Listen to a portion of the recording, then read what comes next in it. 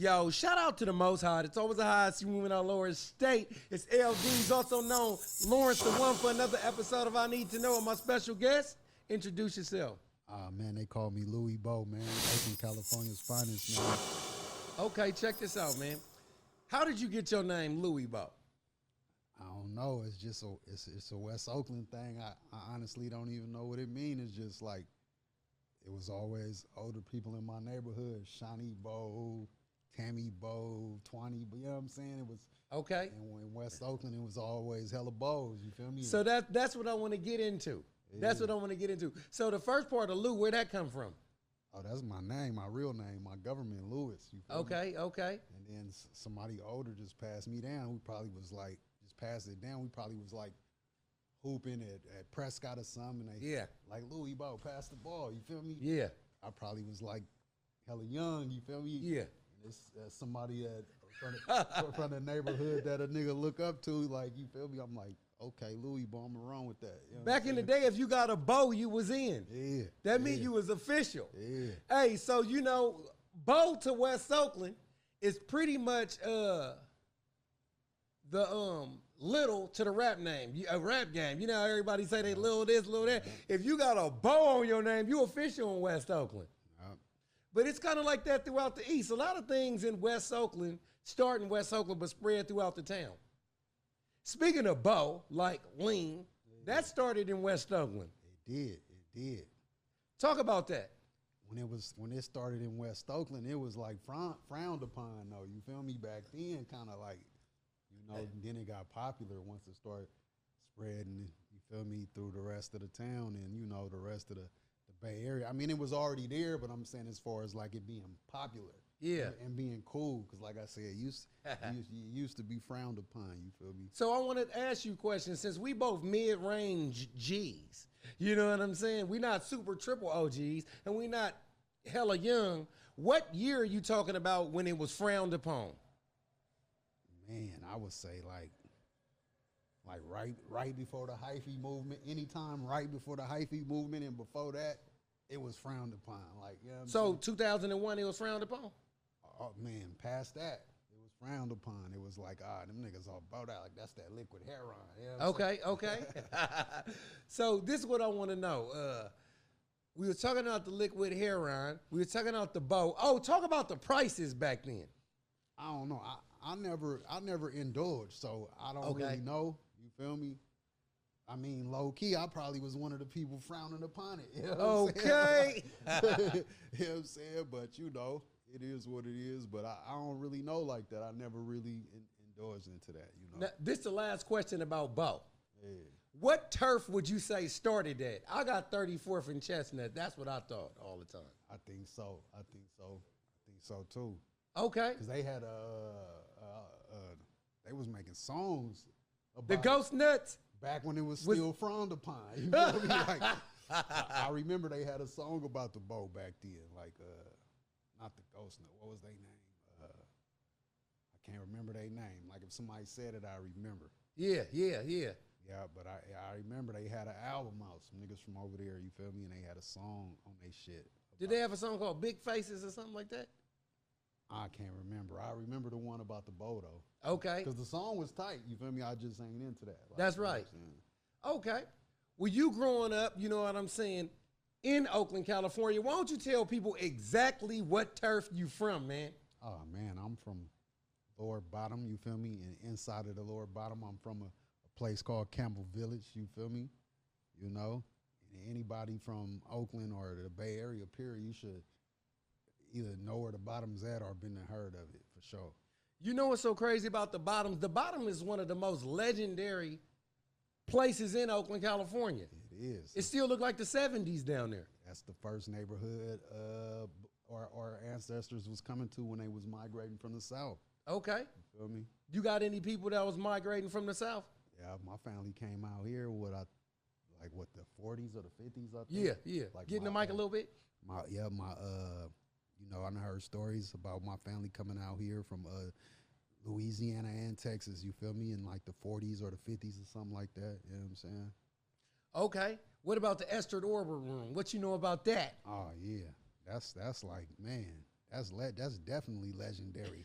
You feel me? Like they it was still open for a minute. I would say like about a good over 10 years ago, but closed it down. You know, it's been closed for a minute. You know, they probably about to build some apartments or something right there, man. Ain't no telling, man.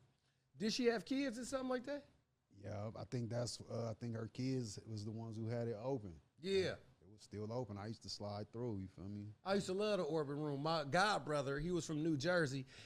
Shout out to Knowledge and shout out to the Esther Orbit Room. He used to, when he got his bartending license, he used to bartend there. Oh, okay. So it was cool. So after we used to go to mingles to rap and stuff like that, we used to go back there. And it used to be cool. Yeah. So talk about how it was growing up back there, you know what I'm saying, the lower bottom, when you was young. What was it like?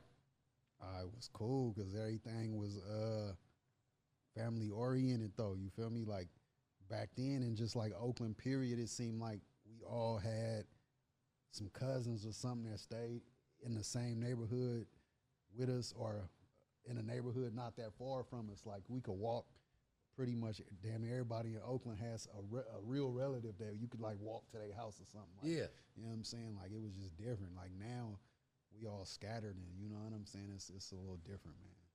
So this is what I want to ask you, you know what I'm saying? What do you think, because I asked my last guest this, what do you think is the biggest difference between West Oakland, East Oakland, and North Oakland?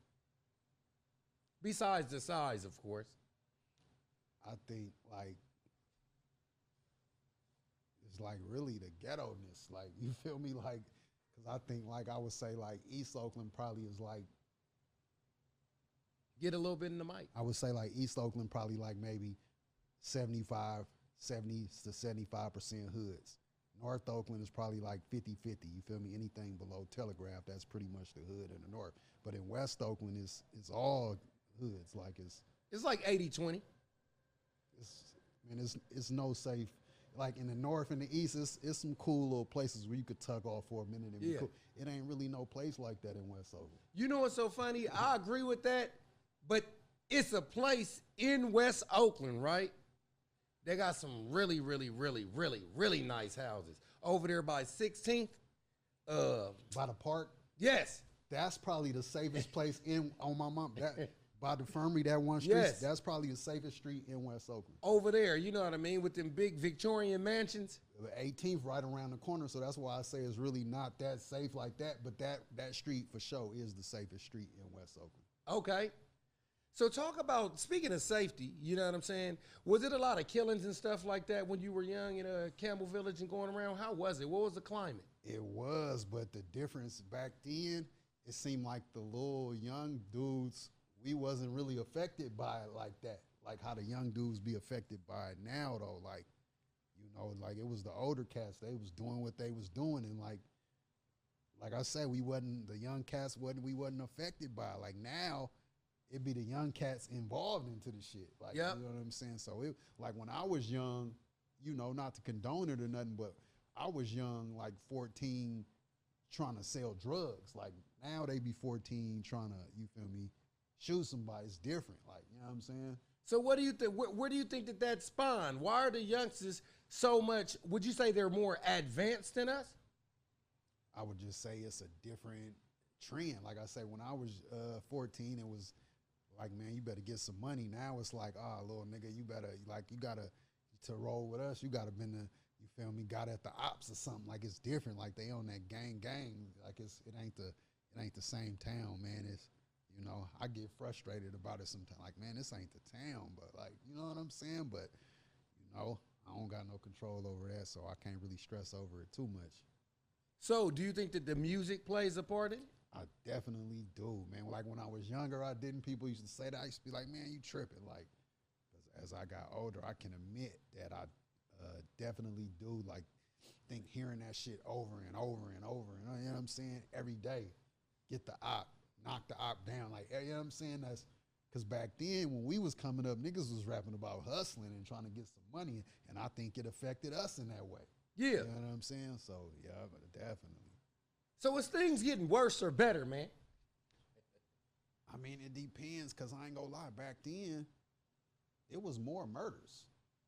like it was a lot more murders. Like the town was probably closer to averaging 175, 200 murders a year back then. Now we get to like 100, and they'll be like, man, that's a lot. So it seemed like it's in a way it's worse because it's like the children is getting more involved. In that way, it's worse. But as far as like overall crime, I don't think it's worse. Well, you know what? I wanna add my little sauce on top of that. My little sauce. Could I add my sauce? I think you absolutely right. I think back in the day when people were getting killed, they were all in the game. Exactly. Now people that are getting killed might be the pregnant lady that's at DMV that got shot by somebody looking for somebody else. Yeah. I think more people are getting murdered now that didn't have anything to do with it. Innocent, yeah, that's true. That's real. So what is your music about? I mean, is your music trying to change that culture? Is it adding to it, or is it just telling about it? I mean, it's both. Like I really, like myself, I really feel like I got two styles, you feel me? I got like a more harsh, I got like a more harsh, like ratchet maybe style. And then I turn around, I got another style that's more like, it's harsh still, but it's more like socially aware though, you feel me? Yeah. And right now, I'm trying to implement both of them two styles. Like, you feel me? I just dropped the album, by the way, with the more like harsh, more ratchet type of up-tempo shit. So my grandmama can't listen to that, huh? I mean, she can because it's still some songs. It's still some songs on there though. But overall, I probably wouldn't play it for her though. But like, it's still some game and it's still some motivation even on that shit though. You know what I'm saying? It's just. What song would you play for my grandmama? Tell me 5 songs that you actually have recorded that you would play for my grandmama and feel good about it. Man, I got one I just did called Life Ain't Fair. Oh, get in the mic. Oh, I got one I just did called Life Ain't Fair. I got another one I just did called Prisons and Hearse. What's another one, man? I got another one called I Ain't Feeling That. I got another one called Throwing My Life Away. And I got another one called Next Level. I could play. All of them is either like some socially aware type songs or like some motivational type shit. Like, gotcha. You know what do you feel best? What music actually makes you feel the best when you make it? Both.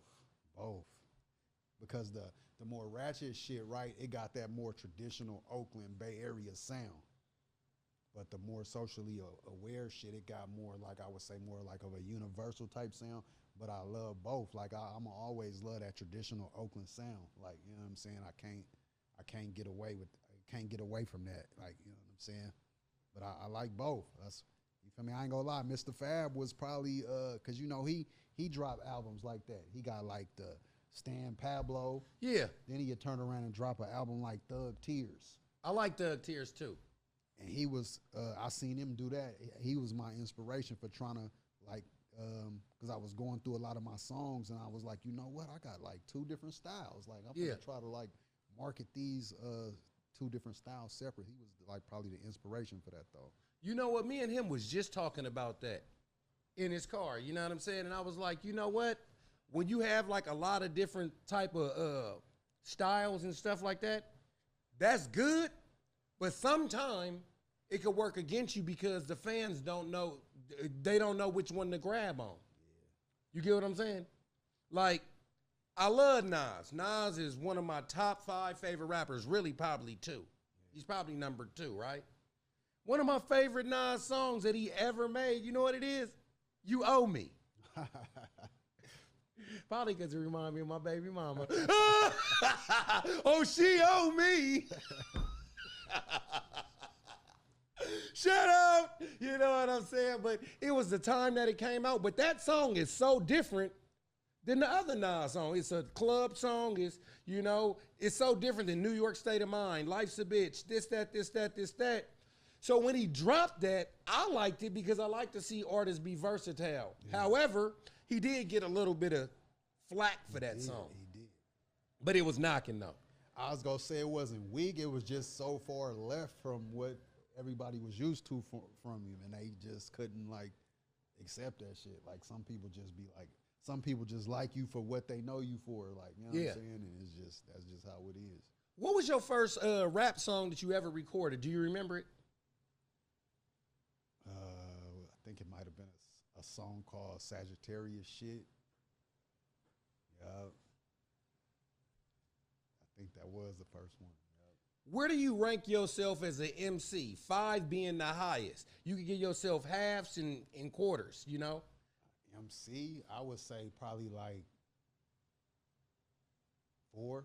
A 4? Yeah. So what are your strong suits? What do you feel like you could do better than everybody else? Like, what do you bring to the table? I feel like I'm just real good at like making songs and putting that shit together. Like, yeah. Is the art of storytelling lost? It is. I mean, it ain't. It's just that people stories saying the same story. Okay. So it ain't though, actually. People ain't like being original and like genuine. It ain't that many of them. I'm gonna say it ain't. I ain't gonna say it ain't nobody, but it ain't. It's so many rappers, and it's like people seeing like, oh man, they got on with this. So in their mind, like, we gonna do this too, because you know people out here hungry. I mean, I don't like it, but I understand the mind state. Like, man, it is what it is. Like, I can't stop it. You feel me? So it's like I'm looking at it. It's like niggas trying to get up out of bad situation. Like, man, these niggas got on. Man, that shit hella easy. It's not easy though. Like, I mean, it's easy if you love it, but it's not really easy, especially once you start trying to get into the business part though. But it's not really easy like that. It's like, I don't know, man.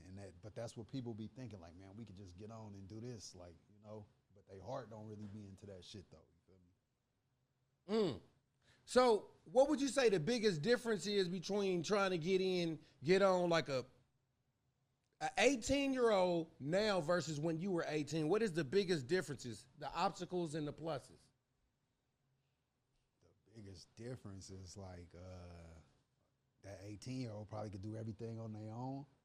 Back then they could, but it was like, if you could do all that back then, like they'd think you was like Einstein or something like that back then. But now it's normal to see like a little young cat that's producing, rapping his shit, mixing his shit, like, you know what I'm saying, shooting a video. Like, that shit normal now. Yeah. You feel me? That's probably the biggest difference. How many albums do you got?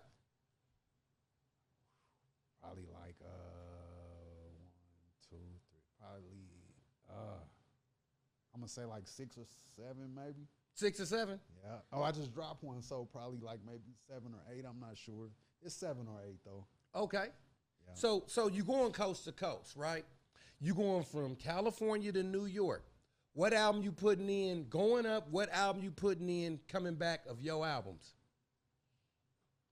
Oh man, I'm putting in that going there. I'm putting in that Streets Raise Me that I just dropped January 28th. You feel me? And coming back, I got an album I ain't dropped yet. It's called All I Know Is Pain. You feel me? But that's probably what I'm putting in on the way back. You feel me? Yeah. Is that one already done? It's done. Yeah. I'm trying to release it because, like I said, I just dropped Streets Raise Me, and I'm trying to and Streets Raise Me. That's like I was telling you, like the more up tempo, more ratchet type of shit. All I Know Is Pain. That's gonna be like a more like a socially aware type, but it's still slap and it's still like game and town shit involved. But yeah, it's just a more higher level of perspective of it. Like, you know what I'm saying? So you just dropped the album January 28th, right? Yeah. Okay. You got any features on there? Man, I got a gang of features. Keek the Sneak, Mr. Fab, Jay Stalin, Mozzie, Stevie Joe, Raven Justice, Lil Blood, Hustler, San Quinn, Hood Stars, B Stella, PD Mac, Luxury Lex, man. I mean, I can't even think of everybody. It's a gang. I got a gang of features on there. They all came hard too. So how many tracks you got on that? 23. 23. You pulled the double discer. It was actually supposed to be like 30 something. It was supposed to be like a double album. Yeah. But I was in a fire and I lost hella songs. Like I had like 2 songs with Gully. I had a song with the OG rapping Forte. I had a song with Turf Talking Cousin Feek. I had a song with Joe Blow. I lost all that shit in the fire. Damn. Were you in the fire? I made it out, man, by the skin of my teeth. Man, check this out, man. We got to run that, man. We got to run that. Talk about the fire, man. Yeah, man. I was up smoking. Like, it's crazy because the night before, no, 2 nights before, I was just in the studio with the Hood Stars. They was both laying down their verses for the songs they own on the album. Then the night before that, I had just shot the video with Keek and Fab for the song that's on the same album. Wake up the next morning, I'm smoking, you feel me? And I hear somebody, because I stay in the apartment building, I hear people yelling, fire, fire, you feel me? I was already dressed. I'll be up early in the morning smoking, waking and baking, you feel me? And I was listening to my Hood Star features, you feel me? They came knocking on everybody's door, fire, fire, fire. Man, I just grabbed my keys, grabbed my coat, got up. I ain't even think to grab nothing but my keys and my coat, and I just ran out. By the time I got to the staircase, it was just like a big-ass black cloud. Like, you couldn't even see, and I just held my breath and just ran down the steps. You feel me? I held my breath so I wouldn't breathe that much of that shit in, like, you know what I'm saying? And I just ran down the steps, man, and made it outside, started hacking and shit a little bit. But I was cool. Like, 4 people died in that shit, too.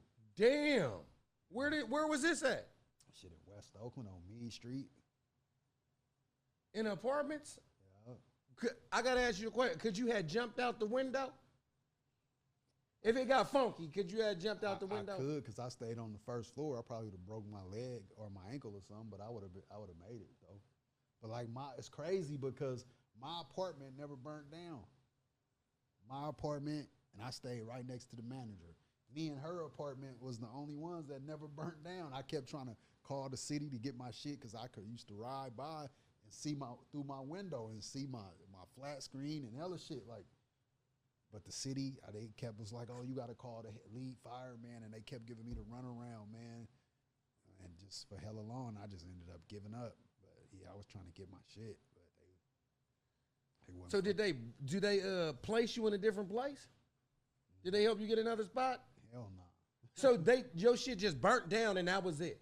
Yeah, I eventually got some money, but that ain't how I got the other spot. Like, I had to do that on my own, though. Like, I just had to start from scratch and everything. Like, it's bad, man. All I had left was my car because I was saying I was able to grab my keys and my jacket. That's it. And what I had on. You feel me? Like, shit was bad, man. Do they know the cause of it? Please don't tell me you're a space heater. Hell nah, man. Up in that grimy ass apartment building, somebody probably was getting high or something, I think.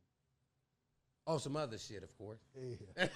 Somebody was getting high, I think. I think that was it. Yeah. Yeah. That apartment building was kind of grimy, man. Yeah. So when you said that you lost some songs, you know what I'm saying, in the fire, was you able to contact them artists and redo the songs, or it's just a wash? They wasn't fucking with it, but I wasn't mad, though. Yeah. I tried a few, but they like, bro, I can't do it. But, you know, I didn't take it personal, though. I understand. You feel me? It's business. You feel me? Uh-huh. But all the songs that I got left, them was the only ones that I was able to recover from, like, different studios and shit I had been to. Oh, yeah.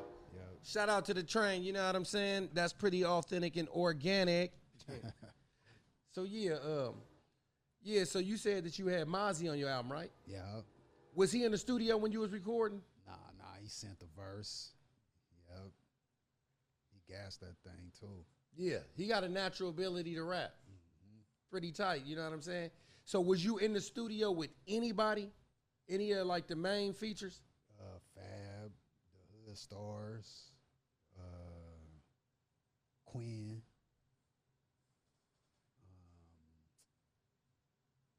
That's probably it. Fab, Hood Stars, and Quinn for that album. Yeah, that's probably it. As far as, like, the popular features, though. Yeah. What's your creative process in the studio? Shit, come to the studio, raps already written. Yeah. Try to knock out shit about 3-4 songs an hour.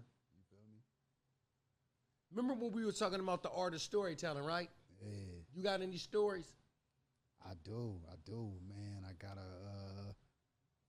on my album, All I Know Is Pain. I got it's a slight story about my life, just growing up and how I got in trouble and shit when I was little and how I got out and ended up getting into the same shit.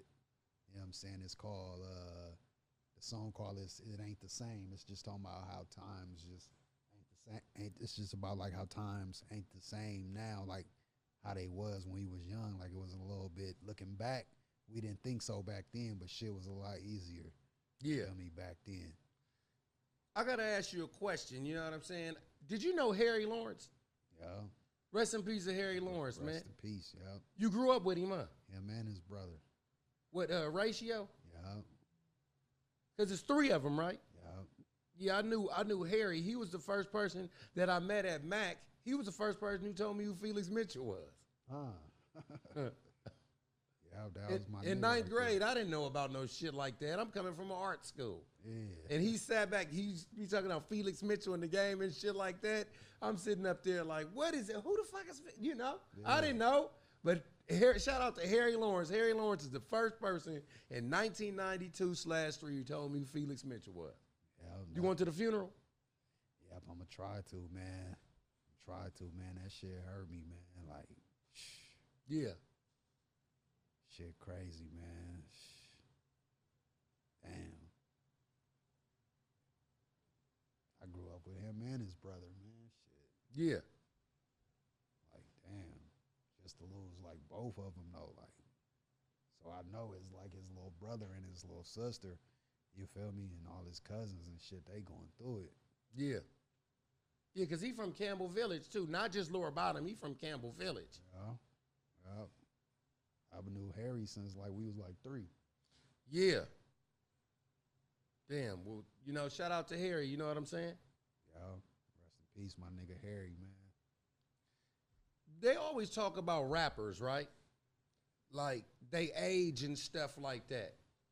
We mid-range OGs. Do you feel like it's a mid-range OG to change some of the content that they actually rap about just due to age alone? I mean, you would want to. I'm gonna say it like this: you should really be like that in real life, so it won't have to be like no fake shit in the music. You feel me? But as an older cat, like you should, you feel me? You don't want to be. You want to keep it straight up. Like I said, that's why I say I spit harsh realities. Like you got to be able to take the harsh shit too, though. You know what I'm saying? I might not sugarcoat it. Like, but at the same time, just because I'm not sugarcoating it don't mean I'm glamorizing it, though. You feel me? Like, but you will want to be like have some type of wisdom or something, or some game. Like, you know what I'm saying? Like, that's how I see it. Like, I couldn't respect it, man, if I seen a cat, I would say 35 and up. You feel me? Out here on some gang shit. Like, I ain't gonna sit there and bash a nigga, but I'm not finna associate myself with that shit. Like, okay, I gotta ask you a question just on the flip side. How you think about a 35-year-old and up guy that just made like party songs? Oh, that's cool if that's what you do. Yeah. If that's what you do, that ain't hurt nobody. You know what I'm saying? Because I wish I knew how to make shit like Humpty Hump and do what you like all day. I would make that shit all day. Yeah, that's them for sure. Them party hits, like, if that's what you do, if you turned up, if you like to go out and turn up, man, like I said, that ain't hurting nobody. You feel me? Yeah. So before we get out of here, man, you know what I'm saying? Where can people find you at? Oh, man, you can find me on Instagram at LEWI.BO. You can find me on YouTube at LEWIBOVEVO. Find me on TikTok at LEWI_BO. You feel me? That's pretty much like the main 3 I be on. Oh, yeah, you can find me on, you can find me on Spotify, Tidal, Amazon Music. It just at LEWIBO, man. You feel me? Check me out, man. I got slaps. You feel me? I got something you go feel. Motivational music. You feel me? Something for the ladies. Something for the streets. You feel me? Something for the people going through pain, man. I got something for everybody. For sure, man. Well, thanks for coming out, man. And it's all good. For sure, man. When the other album come back, make sure that you double back. Man, for sure. Well, I'm L-Deez, also known Lawrence One, for another episode I Need to Know. And as usual, come on, you know what I want.